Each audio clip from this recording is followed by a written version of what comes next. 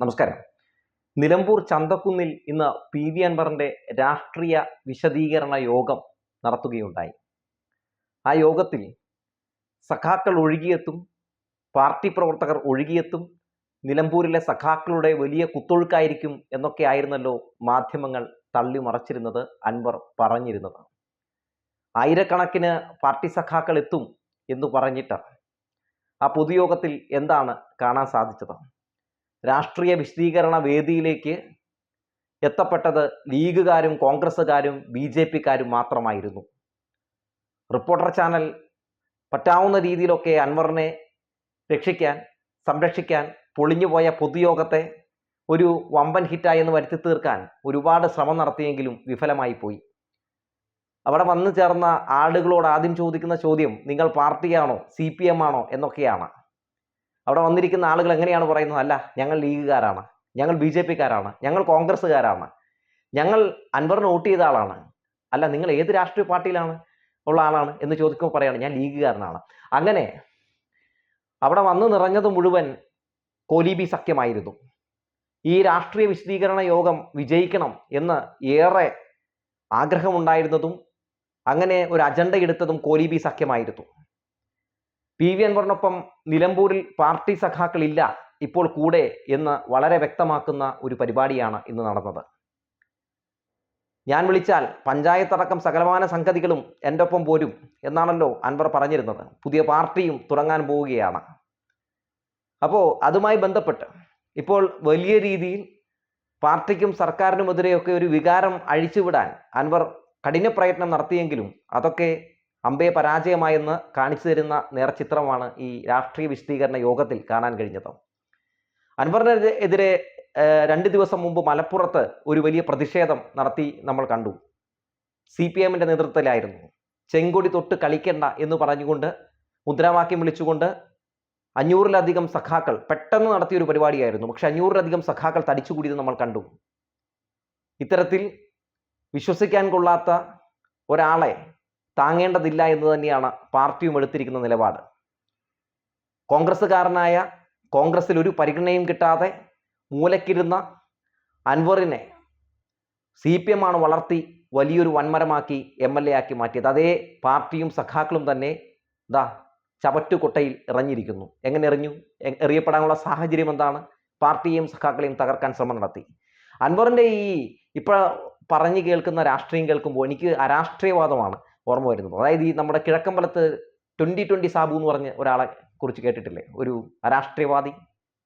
ആ അരാഷ്ട്രീയവാദി സംസാരിക്കുന്നത് പോലെയാണ് ഈ വ്യവസായി കൂടിയായ ഈ അൻവർ സംസാരിക്കുന്നത് കേൾക്കുമ്പോൾ എനിക്ക് തോന്നുന്നത്. രാഷ്ട്രീയക്കാർ മുഴുവൻ കള്ളന്മാരും കൊള്ളക്കാരുമാണെന്നാണ് 2020 സാബു പറയുന്നതെങ്കിൽ ഇയാളും അതേ രീതിയിൽ തന്നെയാണ് സംസാരിക്കുന്നത്. അങ്ങനെ അരാഷ്ട്രീയവാദം പയറ്റി ഒരു പറ്റം ആളുകളെ തൻ്റെ മാളത്തിലേക്ക് കൊണ്ടുവന്ന് രാഷ്ട്രീയ പാർട്ടി രൂപീകരിക്കാനാണ് ശ്രമം നടത്തുന്നത്. സാബുവിന് എന്താണോ സംഭവിച്ചത് അത് തന്നെയാണ് അൻവറിനും സംഭവിക്കാൻ പോകുന്നത്. ആദ്യമൊക്കെ ജനങ്ങൾ കേൾക്കുമ്പോൾ എന്തൊക്കെ ഇതിലുണ്ട് എന്നൊരു തോന്നൽ വരും. പതിയെ പതിയെ മനസ്സിലാകും ഒന്നും കയ്യിലില്ല. സ്വന്തം രാഷ്ട്രീയ താല്പര്യങ്ങളും സ്വാർത്ഥ താല്പര്യങ്ങളും സംരക്ഷിക്കാൻ വേണ്ടിയാണ് ഇത്തരക്കാർ പൊതുപ്രവർത്തന രംഗത്തേക്ക് ഇറങ്ങുന്നത് എന്ന് വളരെ വ്യക്തമായി തന്നെ എല്ലാവർക്കും മനസ്സിലാകും. ആദ്യമൊക്കെ വല്ലാതെ മധുരിക്കും, പിന്നെ പയ്യെ പയ്യെ കഴിക്കും. ഇത്തരം തുരപ്പന്മാരെ കേരള രാഷ്ട്രീയത്തിൽ പലപ്പോഴും നമ്മൾ കണ്ടിട്ടുള്ളതാണ്. എന്ത് കഴമ്പുണ്ടായിട്ടാണ് ഇത്തരത്തിൽ സർക്കാരിനെതിരെയും പാർട്ടിക്കെതിരെയും ഒക്കെ ആരോപണങ്ങൾ ഉയർത്തുന്നത് എന്ന കാര്യം കൂടി നമ്മൾ പരിശോധിക്കപ്പെടേണ്ടതുണ്ട്. എന്താണ് പെട്ടെന്ന് അൻവർ ഇങ്ങനെ തിരിയാനിടയായ സാഹചര്യം? ഇത്രയും നാളും അൻവറിന് ഇല്ലാത്ത പരാതി പെട്ടെന്ന് എങ്ങനെ ഉണ്ടായി എന്നതൊക്കെ ചോദ്യം ചെയ്യേണ്ട, ചർച്ച ചെയ്യേണ്ട വിഷയം തന്നെയല്ലേ. ഇനി പാർട്ടി സീറ്റിൽ മത്സരിക്കാൻ കഴിയില്ല എന്ന് അൻവർ മനസ്സിലാക്കിയിരിക്കുന്നു. അൻവറിൻ്റെ കുറേ കള്ളത്തരങ്ങൾ പാർട്ടി പിടികൂടിയിരിക്കുന്നു എന്ന് മനസ്സിലാകുന്നു. ഈ അൻവർ നിരന്തരം ഒരു തലവേദനയായിരുന്നു എന്നെല്ലാവർക്കും അറിയാൻ പറ്റും.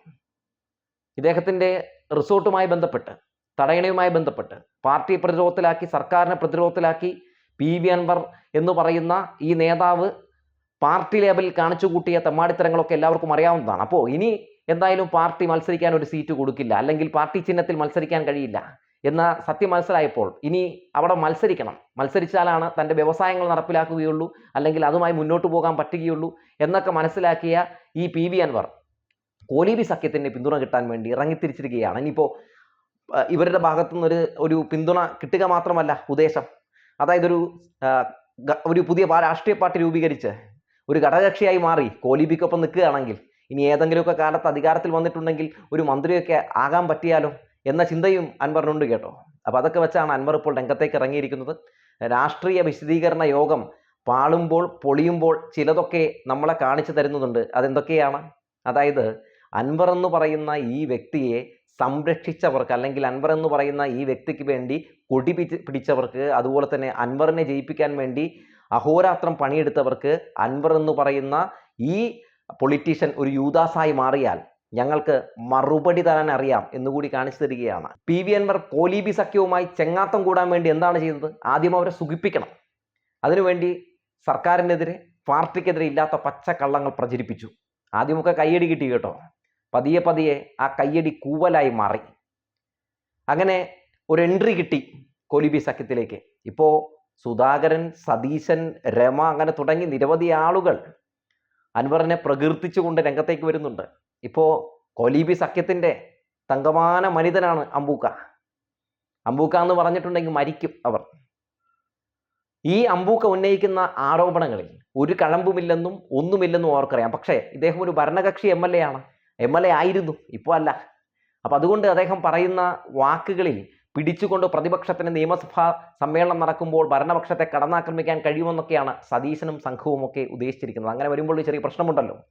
സതീശനെതിരെ 150 കോടിയുടെ ആരോപണം, അതുപോലെ തന്നെ പുനർജനി തട്ടിപ്പുമായി ബന്ധപ്പെട്ട ആരോപണം, ഒരു BJP ചാനലിലെ ഉടമയുമായിട്ട് ഇദ്ദേഹത്തിന് ബിസിനസ് ഇടപാടുകളുണ്ട് എന്ന ആരോപണം, ഇതൊക്കെ അംഗീകരിച്ചു കൊടുക്കുന്നതിന് തുല്യമാവുകയില്ലേ അൻവറിനെ അംഗീകരിക്കുമ്പോൾ? അൻവർ പറയുന്നത് എല്ലാം ശരിയാണെന്ന് പറയുമ്പോൾ അൻവർ ഇതുവരെ പ്രതിപക്ഷത്തിലെ VD സതീശൻ അടക്കമുള്ള ആളുകൾക്കെതിരെ ഉന്നയിച്ച ആരോപണങ്ങളൊക്കെ ശരിയാണ് എന്ന് അവർ സമ്മതിക്കുക കൂടിയല്ലേ എന്ന കാര്യം കൂടി പൊതുജനം മനസ്സിലാക്കേണ്ടതുണ്ട്.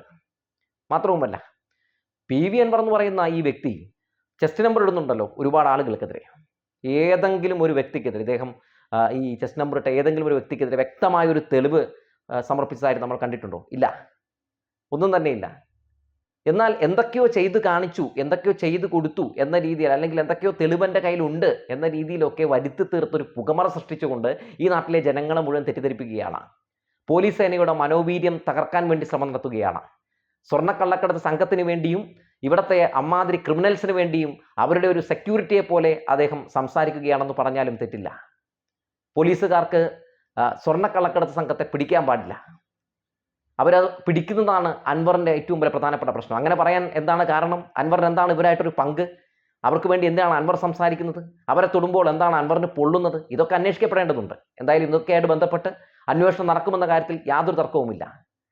തങ്ങൾ പിടിക്കപ്പെടും എന്ന് മനസ്സിലാക്കപ്പെടുമ്പോൾ, അല്ലെങ്കിൽ തൻ്റെ കള്ളത്തരങ്ങൾ പിടിക്കപ്പെടും, അല്ലെങ്കിൽ തൻ്റെ കള്ളത്തരങ്ങൾക്ക് സർക്കാരും പാർട്ടിയും കൂടെ നിൽക്കില്ല എന്ന് മനസ്സിലാകുമ്പോൾ ഇത്തരത്തിലുള്ള തുരപ്പന്മാർ, പുഴുക്കുത്തുകൾ എക്കാലത്തും ഇത്തരത്തിലുള്ള സ്വഭാവം കാണിച്ചിട്ടുണ്ട്. അപ്പോൾ എന്തായാലും അൻവറിനെ സംബന്ധിച്ച് അൻവറിൻ്റെ എന്തൊക്കെയോ കാര്യങ്ങൾ പാർട്ടിയും സർക്കാരും കണ്ടുപിടിച്ചിരിക്കുന്നു. അത് പൊതുജനം മനസ്സിലാക്കാൻ സാധ്യതയുണ്ട് എന്ന് മനസ്സിലാക്കിയപ്പോഴാകണം അൻവർ ഇത്തരത്തിൽ ഒരു ഗംഭീര ഒരു നാടകവുമായി രംഗത്തേക്ക് വന്നിട്ടുള്ളത്. അല്ലെങ്കിൽ ഒന്ന് ആലോചിച്ച് നോക്കൂ, ഭരണകക്ഷി MLA ആണ്. ഇപ്പോൾ ഭരിക്കുന്ന സർക്കാർ ഇദ്ദേഹത്തെ സ്വതന്ത്ര MLA ആയിട്ട് പോലും കൂടെ നിർത്തിയിരിക്കുകയാണ്. ഒരു കാലത്തും ഇനി ഈ പറയുന്ന പ്രതിപക്ഷം അധികാരത്തിൽ വരില്ല എന്നൊക്കെ എല്ലാ ജനങ്ങൾക്കും അറിയാവുന്ന ഒരു കാര്യമാണ്. നന്നായി തന്നെ ഈ സർക്കാർ ഭരിച്ച് രംഗത്തേക്ക് പോകുമ്പോൾ എന്തിനു വേണ്ടിയാണ് PV അൻവർ ഇപ്പോൾ ഇത്തരത്തിലൊരു ഭിന്നസ്വരം ഉയർത്തുന്നത്? അപ്പോൾ എന്തൊക്കെയോ സ്വാർത്ഥ താല്പര്യങ്ങളുണ്ട് എന്ന് മനസ്സിലാക്കാവുന്നതേ ഉള്ളൂ. എന്തായാലും മുങ്ങാൻ പോകുന്ന വെള്ളത്തിലേക്ക് ആരും ഓടിക്കേറില്ല. പക്ഷേ ഞാൻ അതിലേക്ക് ഇതാ ഓടിക്കേറുകയാണ്. അപ്പോൾ എന്തിനോടിക്കേറുന്നു എന്ന ചോദ്യങ്ങളുണ്ട്. നിരവധി ചോദ്യങ്ങൾ മുമ്പിൽ നിൽക്കുന്നുണ്ട്. സഖാക്കൾ എനിക്കൊപ്പമാണ്, പാർട്ടി എനിക്കൊപ്പമാണ്, രക്തസാക്ഷികളുടെ കുടുംബം എന്നെ വിളിച്ചുകൊണ്ടിരിക്കുകയാണ് എന്നൊക്കെ പറഞ്ഞ് എത്ര പച്ചക്കള്ളമാണ് പ്രചരിപ്പിക്കുന്നത്. എന്നിട്ട് എന്തുകൊണ്ട് രക്തസാക്ഷി കുടുംബങ്ങളിൽ നിന്ന് ആരും തന്നെ ഈ പൊതുയോഗത്തിൽ പങ്കെടുക്കാൻ വരുന്നില്ല? അല്ലെങ്കിൽ ഇദ്ദേഹത്തിന് വേണ്ടി ശബ്ദമുയർത്തൊരു അല്ലെങ്കിൽ ഇദ്ദേഹത്തിന് വേണ്ടി 2 വാക്ക് ഫേസ്ബുക്കിൽ എഴുതിയിട്ട് നമ്മൾ കാണുന്നില്ല? അപ്പോൾ PV അൻവർ എന്ന് പറയുന്ന വ്യക്തി ജനശ്രദ്ധ മുഴുവൻ മാറ്റുകയാണ് പല വിഷയങ്ങളിൽ നിന്നും, പലരെയും സംരക്ഷിക്കാൻ വേണ്ടി, പലരെയും രക്ഷിക്കാൻ വേണ്ടി. അത് നമ്മൾ വ്യക്തമായി മനസ്സിലാക്കേണ്ടതുണ്ട്. അൻവർ കൊടുത്തിരിക്കുന്ന വിഷയവുമായി ബന്ധപ്പെട്ട് അന്വേഷണങ്ങൾ നടന്നുകൊണ്ടിരിക്കുകയാണ്. പോലീസിന്റെ ഭാഗത്തു നിന്നും പാർട്ടിയുടെ ഭാഗത്തു നിന്നും ഒക്കെ അന്വേഷണം നടന്നുകൊണ്ടിരിക്കുകയാണ്. അപ്പോൾ അതുമായി ബന്ധപ്പെട്ട് പുറത്തു വരുന്ന വിവരങ്ങൾ, അല്ലെങ്കിൽ ഈ റിപ്പോർട്ട് വന്ന ശേഷം ഇദ്ദേഹം നൽകിയിരിക്കുന്ന തെളിവുകൾ അത് കഴമ്പുള്ള തെളിവുകളല്ലെന്നും വെറും ആരോപണങ്ങളാണെന്നും പുറത്തു വരും. അങ്ങനെ വരുമ്പോൾ എന്ത് സംഭവിക്കും? അൻവറിന്റെ വിശ്വാസ്യത ചോദ്യം ചെയ്യപ്പെടും. അപ്പോൾ അൻവർ അതിനു മുമ്പ് തന്നെ ഒരു ഗംഭീര ഗെയിം കളിക്കുകയാണ് ഒരു തിരക്കഥയുടെ അടിസ്ഥാനത്തിൽ. എന്തായാലും അൻവർ എന്ന് പറയുന്ന ഈ പൊതുപ്രവർത്തകൻ പുതിയ പാർട്ടി ഉണ്ടാക്കി സർക്കാരിനെയും പാർട്ടിയും തകർക്കാൻ വേണ്ടി രംഗത്തേക്ക് ഇറങ്ങുമ്പോൾ എന്തായാലും യഥാർത്ഥ സഖാക്കളാരും രംഗത്തേക്ക് വരില്ല കേട്ടോ, ഇദ്ദേഹത്തിന് വേണ്ടി കൊടി പിടിച്ചുകൊണ്ട്. വേറെ ഒന്നും കൊണ്ടല്ല, പാർട്ടിയെ സ്നേഹിക്കുന്ന ആളുകൾക്ക് നന്നായി അറിയാം, അല്ലെങ്കിൽ സഖാക്കൾക്ക് നന്നായിട്ട് അറിയാം ആരാണ് യഥാർത്ഥ പുഴുക്കുത്ത്. ഇത്തരം അവസരവാദികൾ ഇത്തരം പുതിയ പാർട്ടി രൂപീകരിച്ചുകൊണ്ട് എന്തൊക്കെയാണ് അവർ നടപ്പിലാക്കാൻ ശ്രമം നടത്തുക എന്നൊക്കെ നമുക്ക് മനസ്സിലാക്കാവുന്നതേ ഉള്ളൂ. ഇന്നലെ വരെ അൻവറിനെതിരെ സംസാരിച്ചിരുന്ന മറുനാടന് ഇന്ന് സൂപ്പർ ഹീറോയും നട്ടലുള്ള നേതാവുമൊക്കെയാണ് PV അൻവർ. ഏഷ്യാനെറ്റിനുമൊക്കെ ഏറെക്കുറെയൊക്കെ അങ്ങനെ തന്നെ. അപ്പോൾ ഈ സംഘപരിവാർ ഏജന്റുകൾ, BJP ഏജന്റുകൾ, വലതുപക്ഷം ഒക്കെ PV അൻവറിനെ ഇങ്ങനെ ഇപ്പോൾ ചേർത്ത് പിടിക്കുന്നത് എന്തിനാണെന്നൊക്കെ എല്ലാവർക്കും അറിയാം. PV അൻവറിനും ഇപ്പോൾ ഇവരില്ലാതെ പറ്റില്ല എന്നായിട്ടുണ്ടോ എന്ന് പോലും തോന്നിപ്പോവുകയാണ്. PV അൻവറിന്റെ വരും ദിവസങ്ങളിൽ പല കള്ളത്തരങ്ങളും പുറത്തു വരുമെന്ന കാര്യത്തിൽ ഒരു തർക്കവുമില്ല. ജനങ്ങളെ കബളിപ്പിച്ച് രാഷ്ട്രീയവാദികളായിട്ടുള്ള ഇത്തരം നേതാക്കൾ നമ്മുടെ നാടിന് നൽകുന്ന സന്ദേശം അതൊരു തെറ്റായ സന്ദേശമാണ്. യാതൊരു തെളിവുമില്ലാതെ നമ്മുടെ പോലീസ് സേനയെ അപകീർത്തിപ്പെടുത്താനും രാജ്യത്തെ ഏറ്റവും മികച്ച സേനയായ നമ്മുടെ കേരള പോലീസിനെ മറ്റ് സംസ്ഥാനങ്ങൾക്ക് മുമ്പിൽ ഇകഴ്ത്തി കാണിക്കാനും രാജ്യത്തിന് മുമ്പിൽ ഇകഴ്ത്തി കാണിക്കാനും ഇത്തരം ആളുകൾ കാണിച്ചു കൂട്ടുന്ന തോന്നിവാസത്തെ അംഗീകരിച്ചു കൊടുക്കാൻ കഴിയില്ല. പോലീസ് സേനയിലുള്ള എല്ലാവരും മികച്ച ആളുകളാണ് എന്ന് പറയുന്നില്ല. പക്ഷേ പുഴുക്കുത്തുകളുണ്ട്. അത്തരം പുഴുക്കുത്തുകളെ സർക്കാർ പുറത്താക്കുന്നുമുണ്ട്. ഈ സർക്കാർ അധികാരത്തിൽ വന്ന ശേഷമാണല്ലോ ഇത്രയധികം പോലീസിന് അകത്തുള്ള സർക്കാരിനെ തകർക്കാൻ ശ്രമം നടത്തുന്ന ഇത്തരം ആളുകളെ പുറത്താക്കി നമ്മൾ കണ്ടിട്ടുള്ളത്. അതുകൊണ്ട് സർക്കാർ അത്തരം ആളുകളെ പുറത്താക്കുമെന്ന് നമുക്കറിയാം. ഈ സർക്കാരിന് ഒരു RSS മുഖമുണ്ടാക്കാൻ, അല്ലെങ്കിൽ ഈ സർക്കാരിനെതിരെ ഒരു RSS ചാപ്പ് കുത്താൻ വേണ്ടി അമ്പൂക്ക ഒരുപാട് ശ്രമം നടത്തുന്നുണ്ട്, ഒരുപാട് കിണഞ്ഞ് പരിശ്രമം നടത്തുന്നുണ്ട്. പക്ഷേ ഈ പാർട്ടിയുടെ ചരിത്രം അമ്പൂക്കാക്ക് അത്ര നന്നായി അറിയില്ല എന്ന് നമുക്കറിയാം. കോൺഗ്രസിൽ നിന്നും വന്ന അമ്പൂക്കയിൽ നിന്ന് ഇതിൽ കൂടുതൽ ഒന്നും നമ്മൾ പ്രതീക്ഷിക്കുന്നുമില്ല. കുതുകാലി വെട്ടിയും പിന്നിൽ നിന്ന് കുത്തിയുമൊക്കെ ശീലിച്ചിട്ടുള്ള ഒരു പാർട്ടിയിൽ നിന്ന് ഇടതുപക്ഷ ജനാധിപത്യ മുന്നണിയിലേക്ക് ചേക്കേറാൻ ശ്രമം നടത്തി സ്വതന്ത്ര MLA ആയി ആ പാർട്ടി ചിഹ്നത്തിൽ മത്സരിച്ച് ഈ പാർട്ടിക്കൊപ്പമാണ്, സഖാക്കൾക്കൊപ്പമാണ് എന്നൊക്കെ പറഞ്ഞ് PV അൻവർ ഒരു നല്ല കട്ടപ്പയായി മാറുന്നത് കാണുമ്പോൾ സത്യത്തിൽ അമ്പർക്കാൻ്റെ എന്തായാലും വിക്കറ്റ് തെറിച്ചിട്ടുണ്ട് എന്ന് പറഞ്ഞു വെച്ചുകൊണ്ട് നിർത്തുകയാണ്.